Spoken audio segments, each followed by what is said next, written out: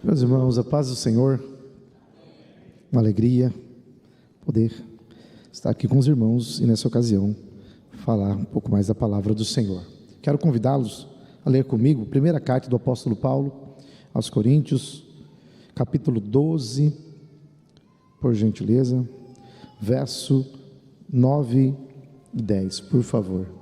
Primeira carta do apóstolo Paulo aos Coríntios, capítulo 12, versículo número 9 e 10.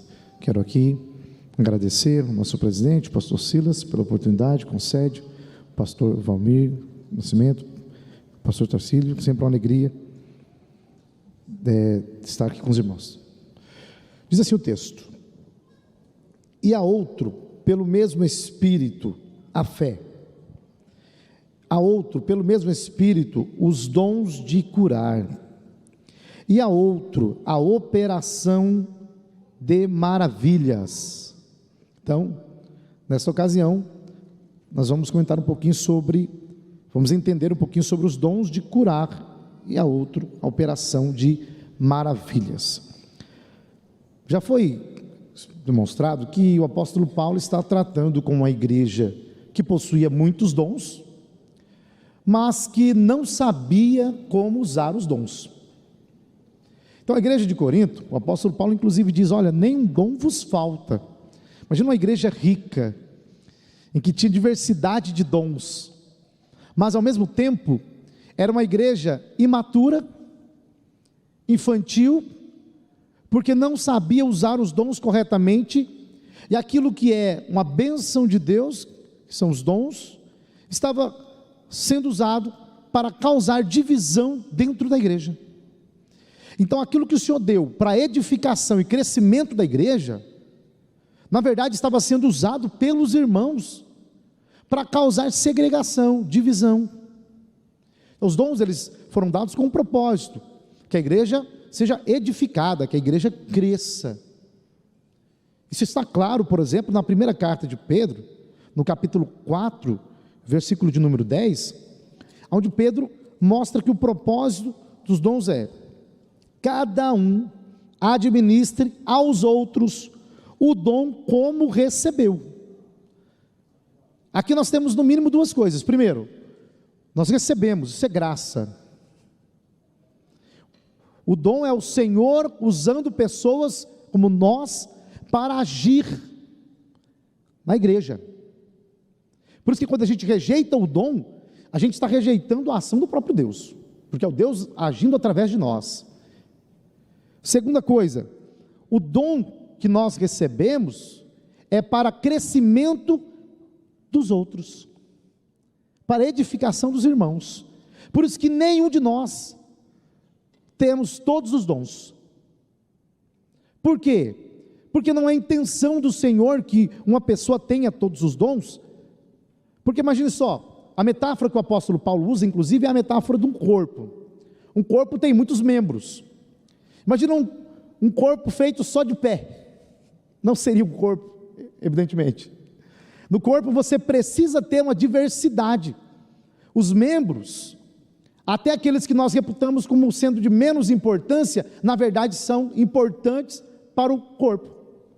Sabe quando você acorda de manhã, atrasado, e bate o dedinho do pé na quina da porta? Tenho certeza que você não vai ficar muito feliz. Mas é só um dedinho pequeno, né? Uma coisa tão pequena como... É porque tem muita importância. Todo o corpo sente quando um único membro é ferido. Então nós somos membros do corpo de Cristo. E o Senhor disponibiliza, manifesta os dons para que a igreja seja edificada, para que os irmãos sejam edificados. Então você tem os que pregam, os que cantam, os que ensinam, os que aconselham, os que têm dom de socorro, os que administram, os que repartem, os que governam. E cada um é usado para a edificação do outro. Por isso que nós precisamos da igreja. Não tem como ficar isolado em minha casa e não vir aqui. Por quê? Porque eu preciso dos irmãos para ser edificado e crescer em Cristo. Deus estabeleceu isso, e isso é maravilhoso. Deus escolheu fazer com que eu fosse edificado através da vida dos irmãos e que os irmãos fossem edificados através da minha vida e assim por diante, mostrando que nós precisamos uns dos outros nessa jornada. Cristo manifesta os dons, então, exatamente para edificação e crescimento da igreja. Então, um membro menor do corpo é muito importante. Só que na igreja de Corinto, algumas pessoas se achavam mais espirituais do que as outras. Eles diziam assim: olha, o meu dom é muito superior ao seu, eu falo a língua dos anjos. O que você faz? Não, o Senhor me usa às vezes para profetizar, às vezes o Senhor me usa para curar alguém. Eu falo a língua dos anjos, você está muito abaixo. Eles estavam achando que aquilo que estava acontecendo indicava que eles eram mais espirituais que os outros. E aí nós vamos aprender uma lição interessantíssima, que dom nem sempre é sinônimo de espiritualidade. Porque o apóstolo Paulo começa no capítulo 1 desta carta que nós lemos, da carta aos Coríntios, dizendo bem assim, vamos lá, o capítulo 1, por gentileza, carta do apóstolo Paulo aos Coríntios. Paulo, chamado apóstolo de Jesus Cristo pela vontade de Deus, e o irmão Sóstenes, a igreja de Deus que está em Corinto, aos santificados em Cristo Jesus, chamados santos. Paulo começa dizendo: eu estou escrevendo aos santificados, aos que são chamados de santos. Só que quando a gente vai ali para o capítulo de número 3, olha o que o apóstolo Paulo vai dizer: e eu, irmãos, não vos pude falar como a espirituais, mas como a carnais, como a meninos em Cristo que ainda precisam de leite. Por quê? Porque se você acha que as dádivas e os dons de Deus devem ser usados de forma arrogante, para o seu próprio envaidecimento, então você ainda é um menino na fé, você está pensando como um carnal pensa. Porque qual que é a lógica do reino de Deus? Paulo discute isso escrevendo aos Filipenses, no capítulo 2, dizendo: olha, o próprio Deus fez carne em Cristo Jesus, Ele veio a essa terra como servo, e como servo foi fiel até a morte de cruz. E aí Paulo diz no verso 5: haja em vós o mesmo sentimento que houve em Cristo Jesus. Ele se doou, se entregou por nós. Cristo não precisava fazer isso, mas Ele fez porque amou. Deus amou o mundo de tal maneira que entregou o seu próprio Filho. Paulo está dizendo, essa é a mentalidade do reino, se doar para o outro, e a gente sabe que isso é muito difícil, vamos ser sinceros, principalmente, irmãos, no nosso tempo.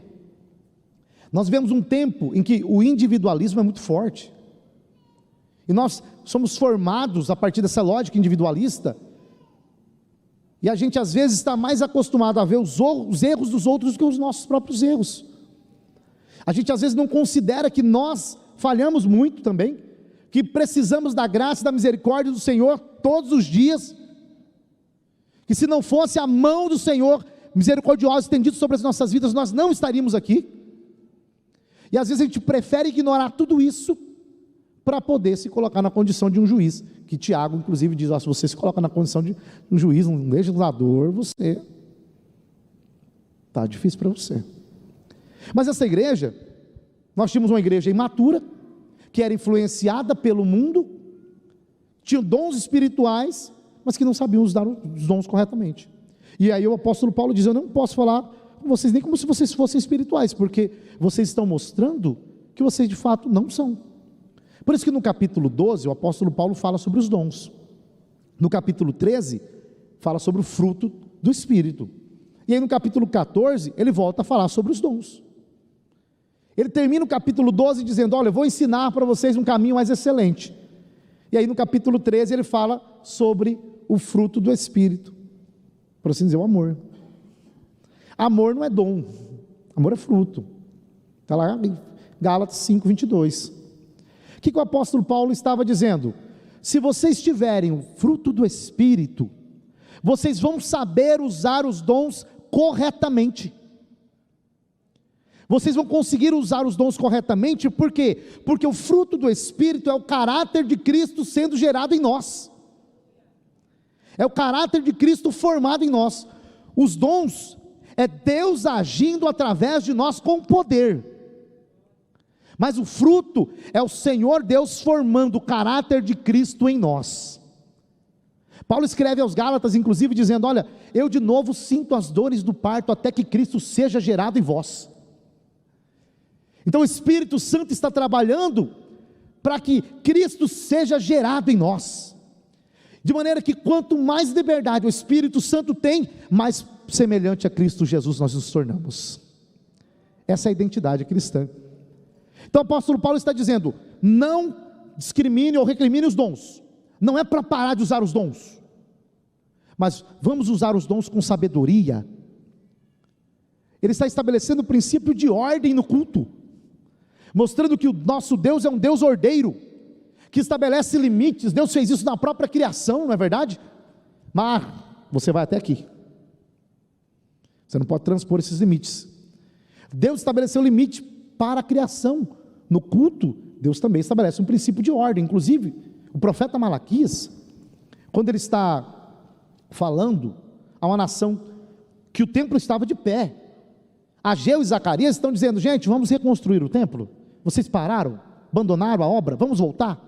E aí o povo vai reconstruir o templo, e o templo estava de pé, funcionando, os sacerdotes trabalhando, tudo muito bem. E aí Deus levanta Malaquias, o mensageiro. E o que Malaquias vai dizer? Deus fala bem assim: ah, quem dera houvesse alguém que tivesse a coragem de fechar as portas deste templo. Isso é muito forte, irmãos. Deus estava dizendo que ele preferia ver as portas daquele templo fechadas, do que o povo adorando a ele daquele jeito. Como que o povo estava adorando a ele? Quando eles iam cultuar o Senhor, eles pegavam o pior animal que tinha, o defeituoso, o manco, e diziam assim: bom, só para cumprir protocolo, vamos lá, tem que ir, né? Então vamos lá, pega o pior animal que tem, leva. E aí Malaquias, o Senhor dizendo através de Malaquias: pergunte a eles, se vocês forem ofertar a um governador, a um prefeito, a uma autoridade, vocês têm coragem de dar o pior que vocês têm? Eles disseram: não. Então por que para mim vocês dão? Dando migalhas ao Senhor, como se Deus de fato quisesse o resto. Eu lembro que minha mãe um dia me disse: você tem algumas roupas que você não usa mais para dar para um povo que eles são carentes? E eu fui e olhei as roupas que eu tinha, e eu não dei, obviamente, as roupas que eu mais gostava, né? Eu dei as roupas que eu já não usava mais, aquela que eu não usava mais, aquela que eu não servia mais, né? Porque à medida que você vai expandindo o templo, algumas não vão servindo mais. E aí eu não... São duas fases da vida da pessoa, né? Crescimento e expansão. Crescimento eu não tive muito, mas expansão a gente vai indo. E essas aí eu dei, mas eram as que eu não queria, eram as que eu não usava. E aí eu comecei a pensar sobre isso. Com o Senhor não pode ser assim. Com o Senhor a gente não pode trazer aquilo que a gente não quer mais, aquilo que é o resto, aquilo que não nos serve mais. Quando o rei Davi foi comprar a eira de Araúna, eu quero oferecer um sacrifício, quero esse lugar aqui para oferecer, montar um altar, oferecer um sacrifício ao Senhor. Araúna disse: não, pode pegar, eu te dou. Davi disse: não, eu quero comprar. Longe de mim oferecer ao Senhor algo que não me custou nada.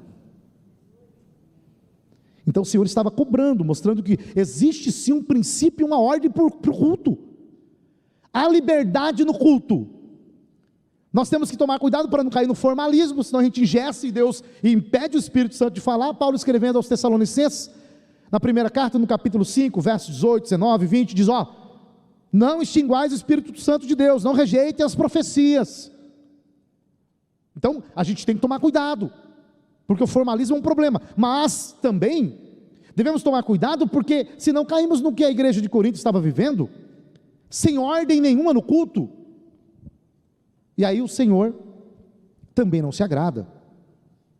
Então nós temos aqui o apóstolo Paulo direcionando a igreja, mostrando que todos os dons são importantes quando usados para a edificação da igreja. E o apóstolo Paulo, inclusive, ele estabelece um critério, que vai ser tratado mais à frente, por exemplo, no falar em línguas, mostrando que falar em línguas edifica quem fala, mas tem um propósito também de edificar a igreja quando há interpretação. mostrando que o propósito dos dons é edificar a igreja em primeira instância e pode edificar também a pessoa. Só que nos dons que nós vamos tratar, são dons de cura. Na verdade, aqui o termo está no plural, que pode ser traduzido literalmente como dons de curas. Dons de curas, indicando que diversos tipos de curas, ou seja, os dons de curas podem alcançar vários tipos de enfermidades. Vários tipos de enfermidades. Isso mostra, em primeiro momento, que não há nenhuma enfermidade que Deus não possa curar.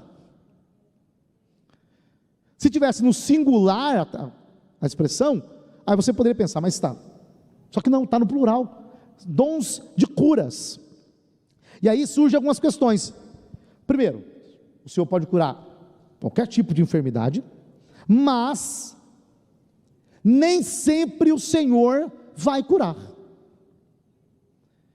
O que é a maturidade na relação com os dons? É saber que o Senhor usa pessoas como nós para fazer a sua vontade, mas que no fim das contas a vontade é dele. Ele é soberano. Então, eu lembro que uma vez eu fui pregar em uma igreja, e no fim uma irmã veio e disse assim: ô irmão Jonas, você pode orar por mim? Minha perna é uma ferida, e eu olhei, era uma ferida muito feia mesmo. Ora para Deus me curar. Irmãos do céu, olha, eu orei com toda a fé que eu tinha naquele momento. Orei, quando eu parei de orar, que eu olhei para ela, eu vi a cara de decepção dela, porque ela não foi curada. O Senhor não quis me usar para isso. Não significa que talvez ela não possa ser curada um dia, porque o Senhor pode usar alguém, mas talvez o Senhor também tenha um propósito com aquela enfermidade. Então nem sempre o Senhor vai curar. As curas estão disponíveis, nós temos que orar, temos que pedir, temos que orar pelos enfermos, com fé, mas sabendo que a cura vem do Senhor, que Ele usa nós, seres humanos, mas no fim das contas, é a vontade soberana de Deus que impera, porque se o Senhor tem um propósito com aquilo ali, então, a vontade de Deus, ela deve reinar. Vejamos o apóstolo Paulo, foi usado por Deus, para fazer coisas grandiosas. Os lenços, aventais do apóstolo Paulo eram usados para curar, e isso aqui não é regra, isso aqui é a exceção. Deus é poderoso, de maneira que Deus pode usar um simples lenço para curar. Agora, a gente tem que tomar cuidado para não fazer o que alguns fazem por aí, né? Começar a vender lenço, vender água do Jordão, óleo que veio lá do Getsemane e assim por diante. Isso aí já é misticismo. O Senhor pode curar? Pode, porque Deus é poderoso, mas o poder eficaz é de Deus. O poder eficaz é de Deus. A gente tem que tomar cuidado para a gente não confundir o instrumento com o operador, que é o próprio Deus. Nós somos apenas um instrumento. Deus, em sua soberania, usou até um lenço. Mas o apóstolo Paulo, a sombra de Pedro não, irmãos. A gente às vezes fala, né? Até a sombra de Pedro. A sombra de Pedro não, porque a Bíblia diz que eles colocavam os enfermos para ver se a sombra tocava e se era curado, mas não diz que alguém foi curado. Então, os lenços sim. Agora, a sombra de Pedro é nós que interpretamos assim. Veja, Deus usou o apóstolo Paulo para ressuscitar Eutico quando caiu, curar pessoas. Só que o apóstolo Paulo tinha um espinho na carne, do qual nós não sabemos exatamente que natureza que era. Alguns entendem que era um problema de visão. Particularmente, eu creio que ele tinha um problema de visão, mas não acho que seria exatamente isso. Mas o apóstolo Paulo orou ao Senhor por 3 vezes, dizendo: Senhor, me livra desse espinho. Deus disse: para de orar, minha graça te basta, o que você precisa eu já te dou, que é minha graça. Timóteo, na primeira carta de Paulo a Timóteo, Paulo diz que Timóteo tinha constantes enfermidades e um problema no estômago. Não era só um problema no estômago, era constantes enfermidades. Mas por que o apóstolo Paulo não disse: você ajoelha aqui que eu vou orar e Deus vai te curar agora? Segunda carta de Paulo a Timóteo, capítulo 4, Paulo diz, deixei Trófimo doente em Mileto. Por quê? Porque Mileto tinha hospitais. E Deus não usou o apóstolo Paulo para curá-los. E Deus deixou de ser Deus? Não. A fé do apóstolo Paulo foi abalada? Não. Porque o apóstolo Paulo sabia que o poder é de Deus. Dele vem a operação, a realização, somos apenas instrumentos. Então nós precisamos tomar cuidado com isso. Por quê? Porque quem é usado nos dons de curas, por exemplo, não significa, porque ele foi usado uma vez, não significa que ele vai ser usado sempre. Isso é uma questão importante que nós precisamos entender. Um amigo meu, evangelista Carlos Alexandre, um dia estava pregando, ministrando, e Deus usou ele para curar uma irmã com câncer. Foi curada na hora. Deus nunca havia usado ele para curar alguém, que ele soubesse, pelo menos. Mas Deus usou, e depois não usou mais. Então Deus queria curar aquela irmã, e usou ele como instrumento para fazer isso. O dom se manifestou ali. Alguns dons você vê um certo uso mais recorrente, alguns dons você enxerga isso, mas outros não, como os dons de cura, por exemplo. E Deus pode usar, quando você ora para Deus curar alguém, você ora com fé, Deus pode te usar, e talvez Deus não te use mais nisso aí. E glória a Deus, a gente sempre vai estar orando, porque a gente sabe que a gente depende de Deus. Irmão, eu estou enfermo, então vamos orar. O Senhor pode curar, o Senhor tem poder para curar.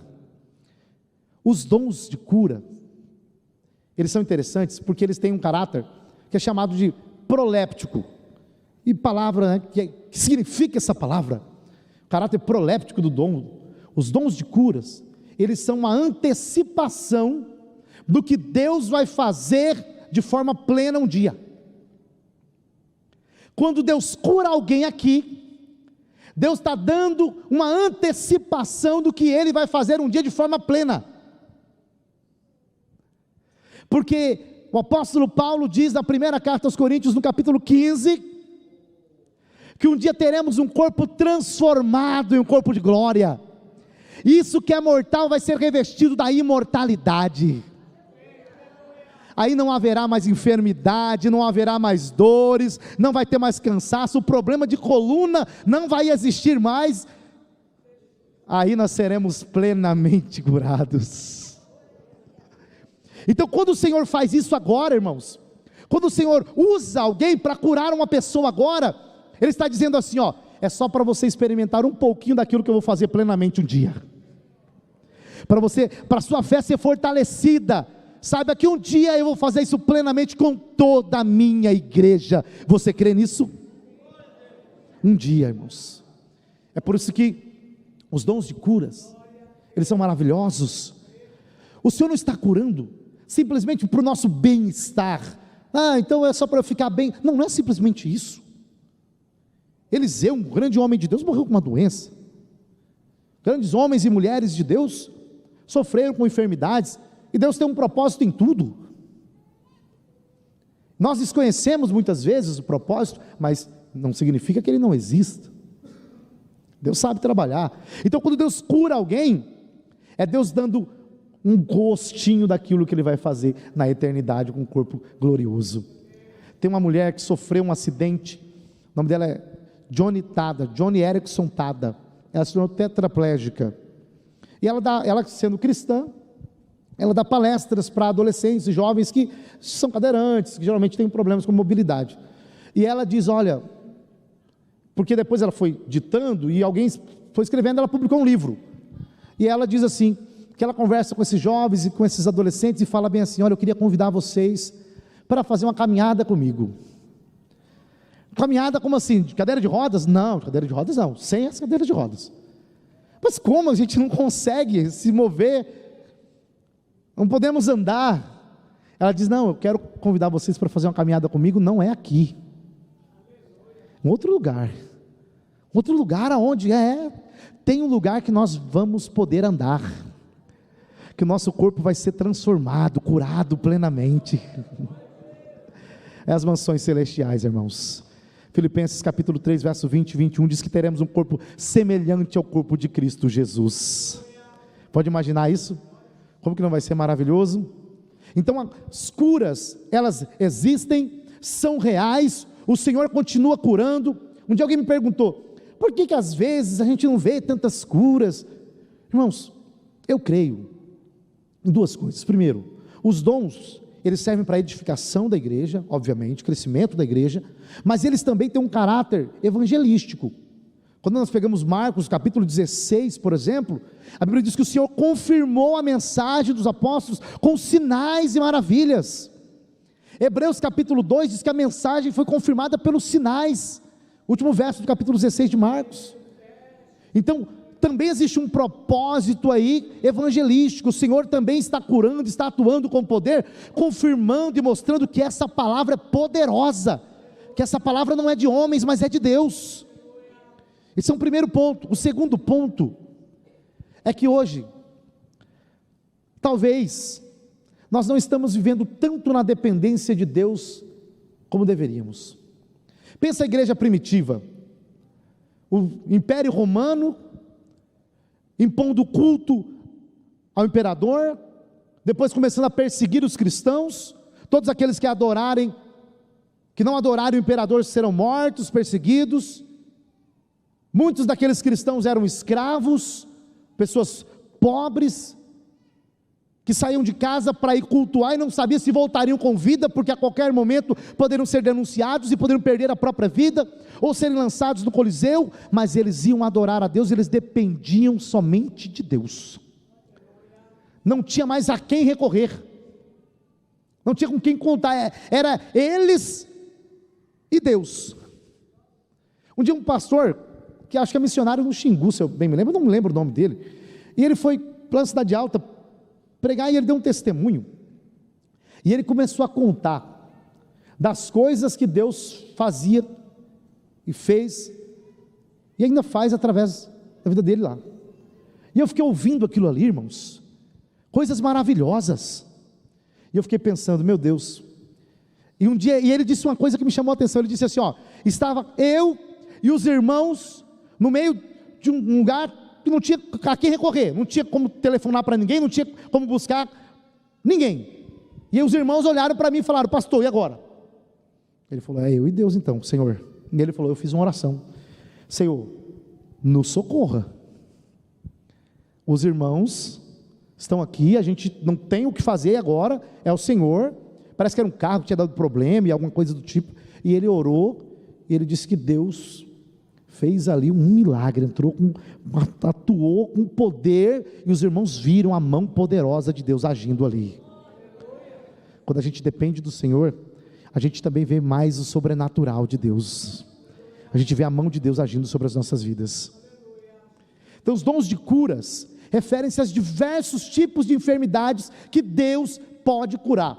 Alguns autores até entendem que aqui também faz uma referência até às feridas emocionais que pessoas receberam, o Senhor pode curar, com certeza. E nós temos testemunhos, de pessoas que foram curadas pelo Senhor, que sofriam com problemas emocionais, traumas e tantas outras coisas mais, mas que Deus curou. Tem uma moça que ela disse assim a um pastor, pastor, eu amo o Senhor, eu amo a Deus, mas eu tenho uma certa tristeza.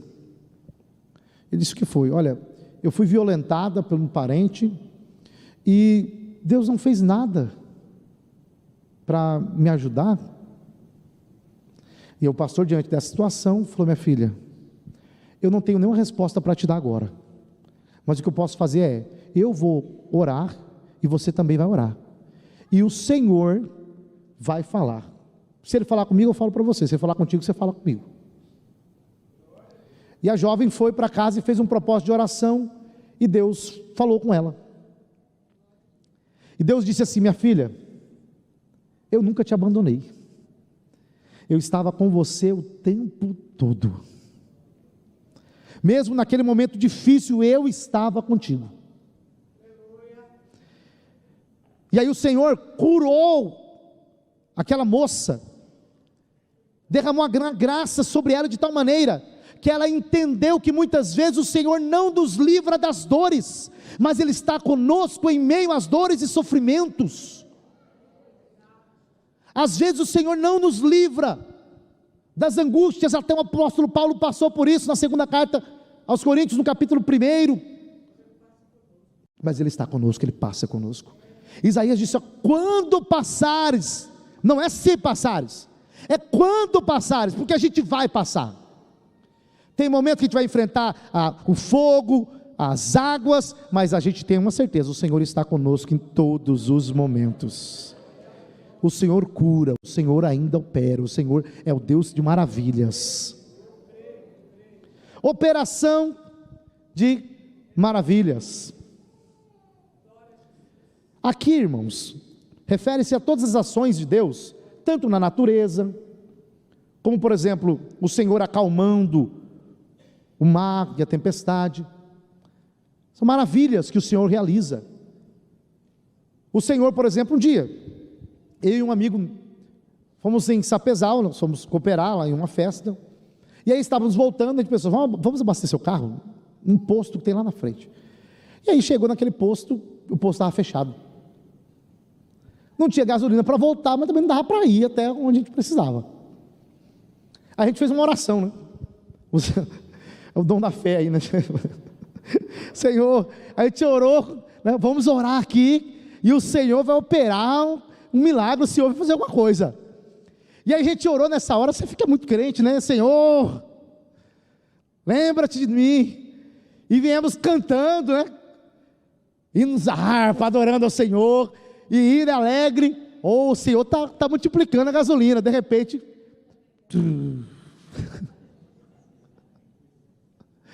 acabou a gasolina.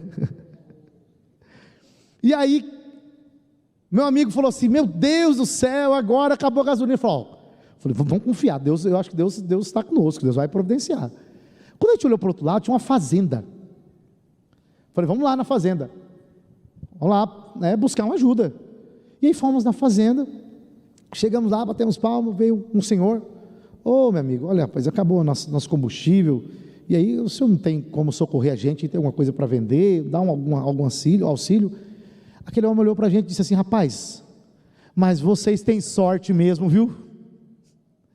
Eu só venho aqui uma vez por semana, e justamente hoje eu comprei um galãozinho de 5 litros de gasolina. Aí eu te pergunto: é sorte ou é Deus que responde oração e ainda atua? É que às vezes, irmãos, a gente está esperando ver Deus agindo, como em Êxodo 19, Deus descendo no Monte Sinai, o monte fumegando, tremendo, trombeta. Não, a gente tem que aprender a enxergar a mão de Deus nas mínimas coisas. É Deus agindo em nossas vidas nas mínimas coisas. Deus opera maravilhas, e muitas vezes a gente não consegue enxergar. Um dia um professor meu me disse assim: Jonas, eu estava em casa e eu estava orando, e eu disse: Senhor, será que o Senhor me abandonou? Ele me falando: será que o Senhor me abandonou? O Senhor se esqueceu de mim? E aí fiz essa oração e saí para ir para a faculdade dar aula. E aí passei debaixo de um pé de coqueiro. Quando eu terminei de passar, caiu uma folha muito grande, pesada, fez um barulho muito forte. E aí ele disse assim: quando eu terminei de passar, que a folha caiu, eu falei: meu Deus, ô Senhor, obrigado, porque essa folha não caiu em cima de mim, que poderia me machucar. Na hora, diz que algo falou dentro dele: está vendo como eu cuido de você nas coisas mais simples da vida? Você está vendo como que eu estou cuidando de você e você não está vendo? É Deus operando maravilhas. Deus opera maravilhas. Deus é um Deus que trabalha em prol do seu povo. A gente não pode perder isso, irmãos. Muitas vezes a gente vai se esfriando, se esquecendo que Deus é um Deus que operou maravilhas lá no passado, mas que opera ainda hoje no presente. É o Deus que abriu o mar vermelho, mas é o Deus que não mudou. É o Deus que abriu o Jordão, mas é o Deus que não mudou. É o Deus que opera maravilhas ainda hoje. Então, por exemplo, pessoas que voltaram à vida, como Lázaro, operação de maravilhas. Então, operação de maravilhas engloba sinais da natureza, envolve pessoas que voltaram à vida, demônios que são expulsos. Isso manifesta o poder do reino de Deus. Mais uma vez, a operação de maravilhas, ela mostra para a gente no tempo presente um pouquinho daquilo que o Senhor vai fazer plenamente no futuro. Quando nós voltamos lá para o Éden, o Senhor formou o homem, colocou em um jardim, e disse: ó, dominai. O Salmo de número 8, diz que o Senhor colocou, por assim dizer, a criação debaixo do governo do homem, sujeitou a ele todas as coisas, deu a ele o governo. Só que Hebreus capítulo 2, diz que quando nós olhamos para o homem hoje, nós não vemos mais esse governo, da forma como o Senhor colocou nas mãos do homem. Por quê? Porque o pecado veio, e o pecado trouxe divisão, separação, inimizade. No mínimo 4 tipos de separação nós podemos colocar aqui. O homem foi separado de Deus, morte espiritual, e pode ser separado de Deus eternamente, inclusive a morte eterna. A morte física é a separação do alma e espírito do corpo. Então o homem foi separado de Deus. O homem foi separado, por assim dizer, da criação. Por quê? Porque agora a própria criação está debaixo do cativeiro do pecado. Romanos capítulo 8. O homem vai plantar, mas a terra não vai produzir em sua força total. Isso só aconteceu quando o Senhor falou para Isaac: não vá para as terras do Egito, fique aqui. E ele plantou e colheu a 100%. Imagina cada semente produzindo em seu potencial máximo. Imagina só que maravilha que não seria? Você plantar e cada semente produzir com o seu potencial máximo, a terra fazendo ela produzir com o seu potencial máximo. Seria maravilhoso, né? Mas agora não, agora a terra produz cardos e espinhos. Você não precisa plantar cardos e espinhos, ele surge sozinho. Você não precisa plantar. Mas se você não plantar o arroz, o feijão, o trigo, por quê? Porque a criação agora também está debaixo do cativeiro do pecado. Então ela não obedece mais, por assim dizer, a voz do homem que era o seu regente a princípio, porque o pecado trouxe separação, inimizade. Em Gênesis 9 o Senhor diz a Noé: agora os animais vão ter medo e pavor de você. Mas antes não, antes o homem foi colocado para governar toda a criação. O homem também foi separado do seu próximo, guerras, inimizades, por causa dos nossos pecados e as nossas paixões. Tiago no capítulo 4, no capítulo 5 ele fala sobre isso. De onde que provém as guerras? Das nossas paixões, das nossas concupiscências. E o homem também tem uma cisão em seu próprio ser, o pecado. O pecado agora ele começa a habitar o ser humano, que o Senhor fala para Caim, por exemplo: o pecado jaz à porta, cabe a ti dominá-lo. Mas ele não ouviu o Senhor. Só que quando o Senhor opera, usa alguém para fazer maravilhas, seja na criação, é o Senhor dizendo assim: ó, agora eu estou te dando o poder para que a criação ouça a sua voz, mas o poder é de Deus. Quantos testemunhos nós já não ouvimos? Vai chover, é uma cruzada, as irmãs falam: vamos orar, e a chuva não vai vir, e muitas vezes não vem mesmo, O pastor Cristiano Rosa conta que quando ele era pastor, já de aeroporto, o tempo se formou e estava muito forte para chover, e eles iam fazer uma cruzada, e ele falou: irmãos, vamos orar, e Deus vai operar segundo o seu poder e sua vontade. E eles oraram, o tempo estava fechado, só que não choveu. Quando acabou o evento, o pastor falou assim: irmãos, guarda as cadeiras correndo, guarda as mesas, porque quando a gente terminar de guardar, a chuva virá. Irmãos, só foi tempo de guardar as coisas, a chuva forte veio. Isso é maravilhas, é Deus agindo na criação, dizendo assim: ó, estou te dando uma antecipação, porque haverá um novo céu e uma nova terra, haverá uma criação que vai ser renovada e restaurada pelo poder de Deus. Então Deus opera maravilhas, sinais da natureza. no mundo espiritual, quando os demônios são expulsos, é Deus usando pessoas como nós, para operar sinais e prodígios, maravilhas, para que o reino de Deus seja engrandecido. Jesus inclusive disse em Mateus capítulo 12, dizendo: olha, se eu expulso demônios pelo Espírito de Deus, consequentemente é chegado a vós o reino de Deus. E o interessante é que em Lucas 11, Jesus fala bem assim, Lucas registra: se eu expulso demônios pelo dedo de Deus. Mateus capítulo 12, se eu expulso demônios pelo Espírito de Deus. Lucas 11, se eu expulso demônios pelo dedo de Deus. Mas primeiro ele diz que o Espírito de Deus é o dedo de Deus agindo aqui na terra. Isso é maravilhoso, porque quando a gente vai lá para Êxodo 8, e você vê as pragas, né, que estavam abatendo o Egito, a água se transformar em sangue, os magos de Faraó também fizeram, vários sinais eles fizeram, mas quando chegou na praga dos piolhos, os magos de Faraó não conseguiram reproduzir. Aí Faraó perguntou: o que está acontecendo aqui? Por que vocês não conseguem?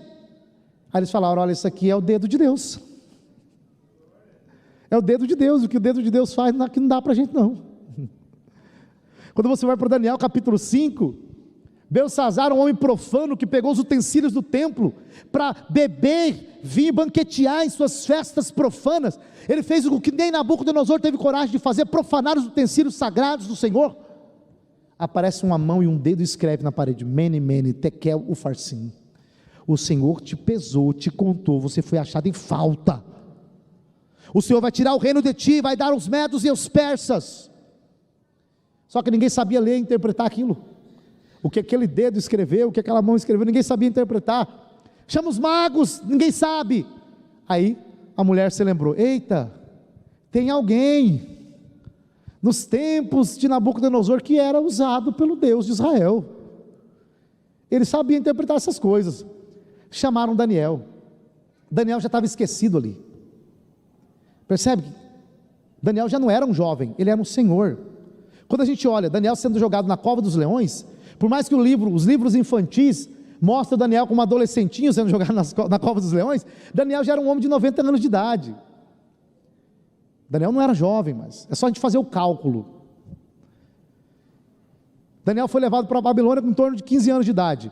No capítulo 9, ele está falando assim: gente, eu acho que já deu tempo já do povo aqui. Deus não falou que era 70 anos? Eu acho que já deu tempo. Imagina, se já passou 70 anos, ele foi para a Babilônia, aproximadamente, talvez com uns 14 a 15 anos de idade, no mínimo você já tem aí uns 84 anos. Só que só depois que os medos e os persas entraram e conquistaram a Babilônia. E depois disso ainda ele ficou servindo ao reino dos medos e dos persas, no mínimo 90 anos. Isso significa que Daniel foi fiel na sua juventude, mas também foi fiel a Deus na sua velhice. Que o tempo não apagou a fidelidade que ele tinha a Deus. Daniel chegou, olhou, Belsazar disse: se você interpretar, eu vou te fazer o terceiro no reino. Daniel disse: fica tranquilo, eu não quero nada que é seu, até porque você vai perder esse reino agorinha. Não quero não.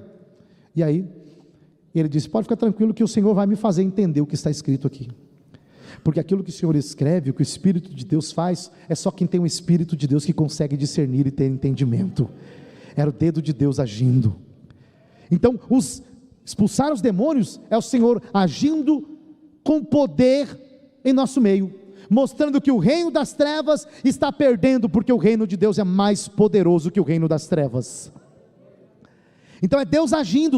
Então as operações de maravilhas englobam sinais da natureza, sinais no mundo espiritual, Deus usando a gente para agir, para expulsar demônios, pessoas voltando à vida, como nós conhecemos muito bem, relatos e sinais. Pastor João de Oliveira, né? Quem que nunca ouviu a história? Quem que nunca chorou ouvindo a história do pastor João de Oliveira? Eu lembro que quando me contaram pela primeira vez, eu achei maravilhoso aquilo ali, voltou à vida. O pastor João Colendo orou, né? E Deus fez com que ele voltasse. Quantas pessoas? Só que tudo isso é Deus dando apenas um sinalzinho, uma pequena demonstração, dizendo: ó, agora vocês estão vendo só um pouquinho, Mas fiquem tranquilos, porque um dia vocês vão desfrutar disso plenamente. O reino das trevas será derrotado plenamente um dia. Ele já foi vencido na cruz do Calvário, resta-lhe pouco tempo. Mas vai chegar um dia, e Paulo diz na primeira carta aos Coríntios, que o último inimigo a ser derrotado é a morte. E aí quando isso acontecer, a gente vai cantar o cântico de Oséias: onde está, ó morte, o teu aguilhão? A morte não tem mais poder sobre nós. A gente não vai viver mais sendo oprimido pelas trevas que muitas vezes tenta nos atingir. E a própria natureza também será completamente redimida pelo Senhor. Operações de maravilhas, irmãos. Então, o que nós precisamos compreender nessa noite, para nós caminharmos para o final, é que os dons que o Senhor manifestam na igreja, é para a glória do nome dEle, e para a edificação e crescimento da igreja. Não é para o meu engrandecimento enquanto pessoa, no sentido de que as pessoas olham para mim e pensam assim: olha, ele é grande, poderoso. Não, nós não somos nada. É Deus que é poderoso e que age através de nossas vidas. E cada um tem que servir ao Senhor na posição que foi chamado para servir. Nós devemos desejar, buscar os dons espirituais, devemos buscar do Senhor, isso é maravilhoso. Devemos buscar, desejar e orar pedindo. Se recebermos, glória a Deus, crescimento da igreja. Mas se o Senhor não manifestar aquele dom que você quer, que o Senhor continue nos usando naquilo que o Senhor quer usar. Eu lembro que um dia o pastor Inácio Loyola me disse, congreguei com o pastor Inácio Loyola há alguns anos, ele que me separou de diácono. O pastor Inácio Loyola um dia me disse, porque eu estava sofrendo com algumas coisas ali na igreja na época, e eu fui falar com o pastor, disse: pastor, tem algumas pessoas que estão, está sendo difícil, porque eu prego, eu ensino, e algumas pessoas estão fazendo algumas coisas, e eu estou ficando meio triste, dizendo que eu faço porque eu quero ministério e tudo mais. O pastor Inácio Loyola olhou para mim e disse: meu filho, desejar o ministério é uma coisa muito boa. Eles estão falando que você está desejando o ministério, olha para eles e diz: é verdade, eu desejo o ministério. Porque quem deseja o episcopado, boa coisa deseja. E ele me disse: nunca deixe ninguém te discriminar, porque você deseja ser usado pelo Senhor aqui nessa terra. Os dons espirituais é o Senhor usando pessoas como nós para agir no meio do teu povo. É por isso que a divisão dos dons é os dons de poder, como nós vimos aqui, fé, curas e maravilhas, é a mão de Deus agindo no meio da igreja, tirando a enfermidade, agindo na criação. Então é a mão de Deus os dons de poder. Os dons de revelação, como por exemplo, palavra de sabedoria, palavra do conhecimento e discernimento de espíritos, é como se fosse o olho de Deus no meio da igreja. Por quê? Porque é Deus nos fazendo ver aquilo que Ele vê, é Deus revelando a nós coisas que nós não saberíamos se não fosse pela revelação do Senhor Jesus. E os dons de elocução, línguas, profecias e interpretação de línguas, é como se fosse a própria boca de Deus no meio da igreja, porque é Deus falando através do seu povo, usando pessoas para falar conosco. Então veja, por isso que nós não podemos desprezar os dons espirituais, mas também não podemos usar os dons de forma incorreta, para o meu próprio envaidecimento, sabendo que somos apenas instrumentos, mas que a glória pertence ao Senhor Jesus Cristo. Meus irmãos, muito obrigado. Pastor, muito obrigado.